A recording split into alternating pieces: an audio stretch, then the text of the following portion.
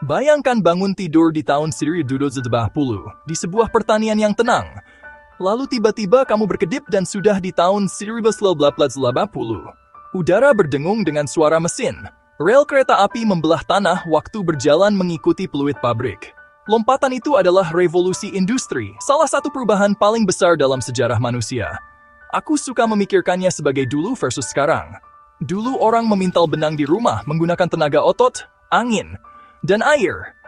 Sekarang itu dimulai dari sana. Mesin uap, alat tenun mekanis, tenaga batu bara membuat pekerjaan bisa dilakukan lebih cepat, lebih murah, dan tanpa henti di pabrik. Ini dimulai di Inggris pada akhir abad ke-18. James Watt menyempurnakan mesin uap, mengubah tekanan menjadi tenaga yang bisa diandalkan. Pabrik tekstil membuat kain jadi berlipat ganda. Jalur kereta api menyatukan kota-kota, membuat jarak terasa lebih dekat dan waktu lebih singkat. Produksi berpindah dari rumah-rumah ke bengkel-bengkel besar di mana 1 jam mengatur banyak pekerja. Dampaknya besar sekali. Penduduk berpindah. Keluarga-keluarga dari desa berbondong-bondong ke kota, mencari pekerjaan menemukan asap kebisingan rumah-rumah padat. Peta sosial baru terbentuk. Pengusaha industri, kaum borjuis, memiliki mesin, memiliki pasar, sementara kelas pekerja yang semakin banyak menjual waktu mereka per jam. Irama baru ini memicu ketegangan baru. Jam kerja yang panjang, pekerjaan berbahaya. Pekerja anak memicu para pekerja untuk bersatu. Serikat pekerja, mogok kerja, undang-undang ketenaga kerjaan muncul.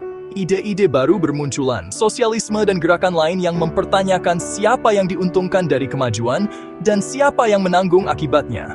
Di luar Eropa, dulu dan sekarang bertabrakan secara global. Kekuatan industri membutuhkan kapas karet, logam pelanggan, memicu perluasan kekuasaan dan perdagangan yang tidak seimbang. Pelabuhan berkembang pesat, koloni-koloni menderita karena diambil sumber dayanya dan ekonomi dunia saling terhubung. Itu adalah cikal bakal globalisasi. Revolusi industri juga mengubah cara kita melihat waktu. Jam kerja standar, jadwal-jadwal kereta api menggantikan ritme musiman. Ini juga mengubah ruang. Kota-kota padat, kawasan pabrik, dan pinggiran kota pertama. Dan itu mengubah ide-ide, prestasi, inovasi, paten, dan keyakinan bahwa pertumbuhan itu normal, bahkan diharapkan.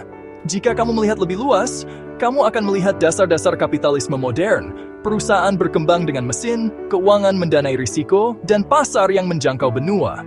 Kamu juga melihat tanda-tanda peringatan awal polusi pekerjaan yang tidak aman dan jejak karbon yang masih kita rasakan sampai sekarang.